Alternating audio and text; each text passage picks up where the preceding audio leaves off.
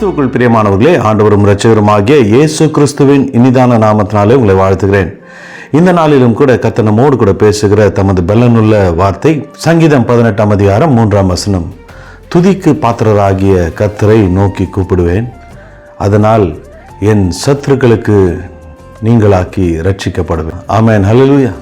துதிக்கு பாத்திரராகிய கர்த்தரை நோக்கி கூப்பிடும்போது, துதிக்கும் போது, அவரை நோக்கி நாம் அமர்ந்திருக்கும் போது, நம்முடைய வாழ்க்கையில் எதிர்த்து வருகிற சத்துருக்களுக்கு கர்த்தர் நம்மை ரட்சிக்க வல்லவராக இருக்கிறார். சத்துருக்களின் கைகளுக்கு நம்மை ரட்சிக்க வல்லவராக இருக்கிறார். நமக்கு விரோதமாய் சத்துருக்கள் எழும்பி வரலாம். நம்முடைய வாழ்க்கை அழிக்க வேண்டும், நம்மை நிர்மூலமாக்க வேண்டும், நாம் ஆசீர்வாதமாய் வாழக்கூடாது என்று சொல்லி பல சத்துருக்கள் நமக்கு விரோதமாய் எழும்பி வரலாம்.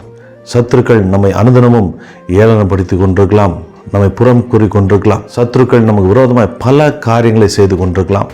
ஆனால் கர்த்தரை நோக்கி நாம் அமர்ந்திருக்கும் போது, அவரை நோக்கி கூப்பிடும்போது, அந்த சத்துருக்களின் கைகளுக்கு கர்த்தர் நம்மை நீங்களாக்கி நம்மை ரட்சிக்க வல்லவராக இருக்கிறார், நம்மை பாதுகாக்க வல்லவராக இருக்கிறார். சத்துருவின் கிரியைகள் நம்முடைய வாழ்க்கையில் அண்டாதபடிக்கு, சத்துருவின் தந்திரங்களும் சூழ்ச்சிகளும் நம்முடைய வாழ்க்கையை நெருங்காதபடிக்கு கர்த்தர் நம்மை சுற்றிலும் வேலியாய் நிற்கிற தேவனாக இருக்கிறார். கர்த்தர் நம்மை சுற்றிலும் வேலி அடைக்கிற தேவனாக இருக்கிறார். யோபுடைய வாழ்க்கையை பார்க்கும்போது சத்ரு யோபை தொடாதபடிக்கு கர்த்தர் வேலி அடைத்து வைத்திருந்தார். அந்த வேலியை எடுக்கும்போது பிசாசானவன் யோபை தொட்டான். அப்படியாய் கர்த்தர் நம்மை பாதுகாக்க வல்லவர். உண்மையும் உத்தமமாய் கர்த்தருடைய சமூகத்தில் இருக்கும்போது சத்துருக்களை நம்மை நெருங்க விடாதபடிக்கு நம்மை சுற்றிலும் கர்த்தர் வேலி அடைத்து வைக்கிற தேவனாக இருக்கிறார். நம்மை மீட்டுக் கொள்கிற தேவனாக இருக்கிறார். நம்மை ரட்சிக்கிற தேவனாக இருக்கிறார்.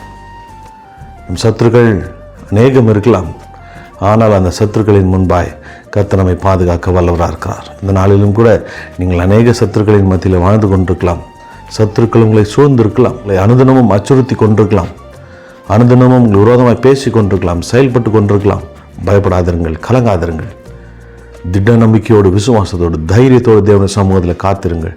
அவரை மாத்திரமே நோக்கி பாருங்கள். நிச்சயமாக சத்துருக்களின் கைகளுக்கு உங்களை நீங்களாக்கி ரட்சிக்க வல்லவராக இருக்கிறார். ஆமென்.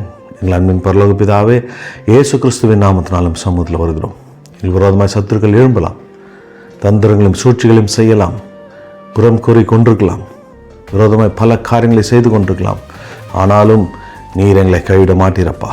நீர் எங்களை ரட்சிப்பீர், எங்களை மீட்டெடுப்பீர் என்பதை விசுவாசிக்கிறோம். இந்த நாளிலும் எங்கள் வாழ்க்கையும் கரத்தில் கொடுக்கிறேன்.